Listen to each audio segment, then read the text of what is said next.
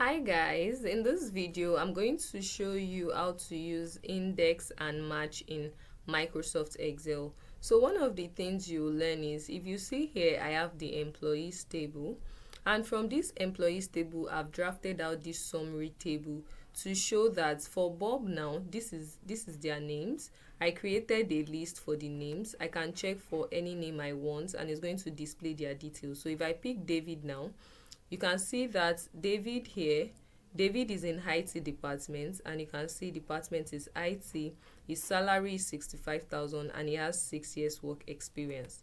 I can as well change the name to get like the summary for each of the employee. For Alice here, Alice, if you check here, Alice is in marketing, earns 55k, and has 5 years work experience. So I would start by explaining what index is, what match is, how we can use match, how we can use index, and how we can create this type of table. Let me start by explaining what match function is. Match function is used to return the position of a value in a list. Okay, so let's say now from this table, we want to know the position of David in this table. We can see now that this table has 1, 2, 3, 4. So David is in the position 4. Ignore the column header. David will be in position 4.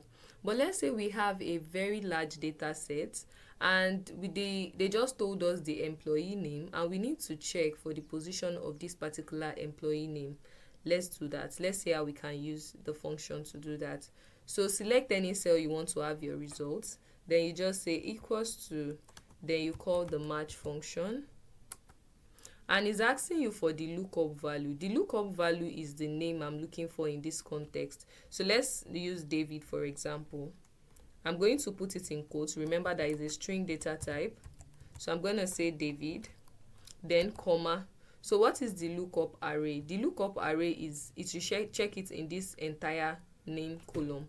So I'm going to select the entire name, so it should check it for me in this column. Then I'll put comma. Then the match type, I want it to be an exact match, right? So I'm going to just type 0. Let's close the brackets and then press enter. You can see that it's telling me that it's in position 4. So now I can know that David is the name I imputed, and I can see that David is in position 4. Do you understand it now? So if we want to check for Bob, the position that Bob is in our data set, we can just type in Bob here. And if we press the enter key, we can see that Bob is in position 2. This is row 1 and this is row 2. So that is how we get the position of staffs in Microsoft Excel using match. So we need this match. The reason why I started with match is because we actually need match when we want to use the index function. So now you know how to get position, and we'll need this position that we got in the index function. Alright, so let's now use the index function. Before we practicalize it, what do we mean by index function? Index function basically return the value of a cell. It will return the value based on its position in a range. So based on its position in a range, that definition is telling us that we'll reference the match based on the position, and you know that match is used to get the position, right? Alright, so let's see how index works.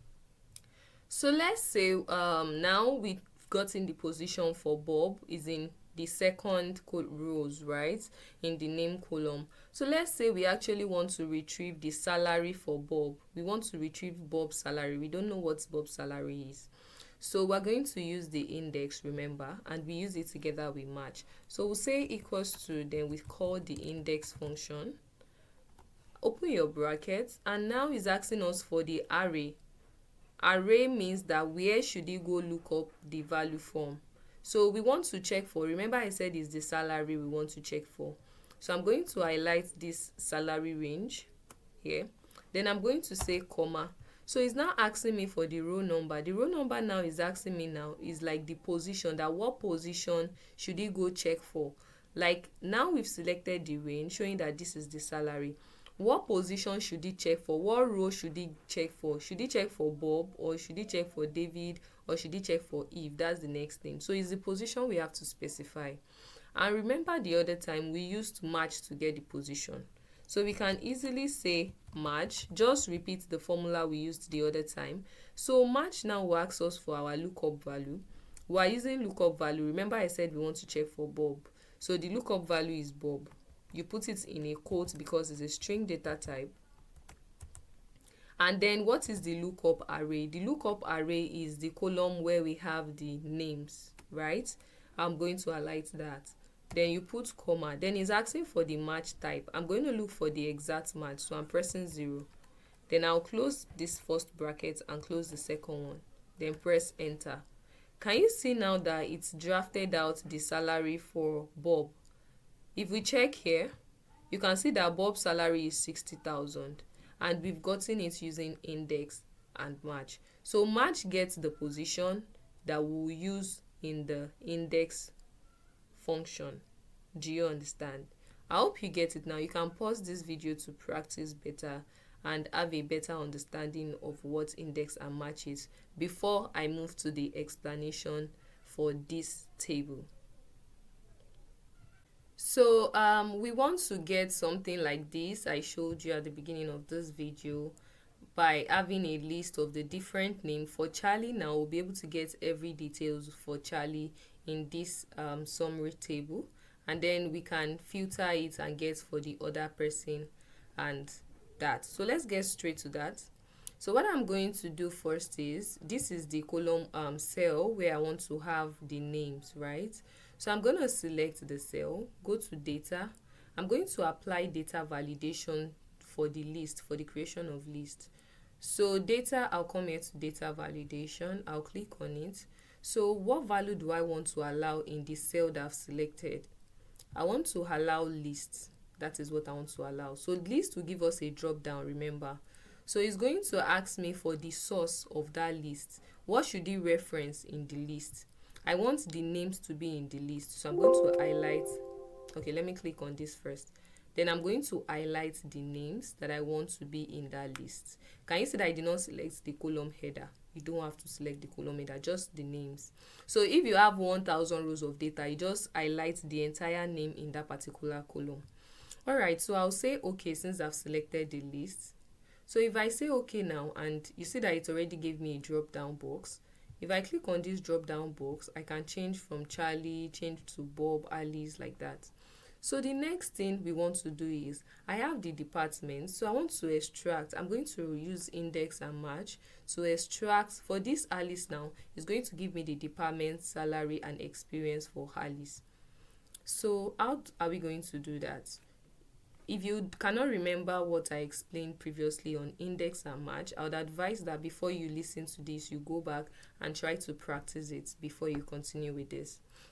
Okay, so what we'll do is we'll just use our formula always starts with an equals to sign. So we use equals to, and then we are calling the index function. So I'll call the index function now, and it's going to ask me for the array. Remember that everything I want to do here now, I'll need the entire table array. Sorry. Don't know what I did. Can I just click out? Okay. Let's come back here.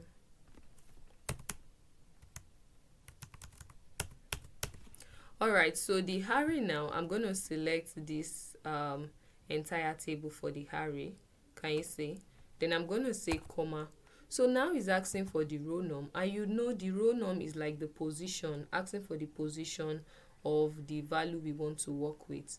So now we want to get the department and we want to reference the name. So this first row num that we are stating in this case will be for the name. We want to reference this name first. Then this column number, that's the index for the column number, will now reference all these details that we are trying to get. I know that sounds complicated, but if you listen, I'm sure you get it at the end of this video. Okay, so now we've selected the array. Now it's asking us for our row num, and remember that we use match to extract the row num. Okay, so now we've said match. I told you that the row num, we are referencing the name first, right? So now we are going to look for the lookup value for the name, and remember that we've created a list here and we want it to reference the list. So any name that is selected, that is the result, that's the output is going to give us for all this information. So I'm going to click the list cell here, so it's going to reference it. That's the lookup value. Anything they select in that list will be the lookup value. Then comma, it's going to ask me for the lookup array, right? The lookup array now will be the name column here, so you should come and look it up. Any name they select here, you should come and look it up in this particular column. So I'm going to select the column header together with it like this, right? Okay, let's continue the typing here.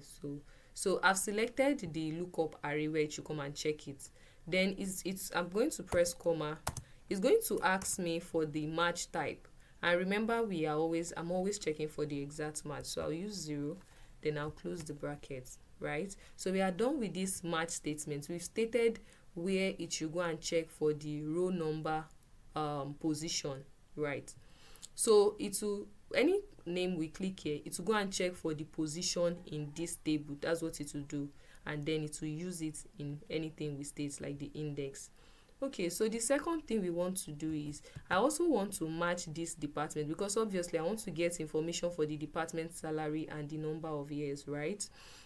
So I'm going to call the match again to specify this my column number. Remember, the row number was what we specified earlier, so the column number now I'm still using match, and I'm going to open my brackets.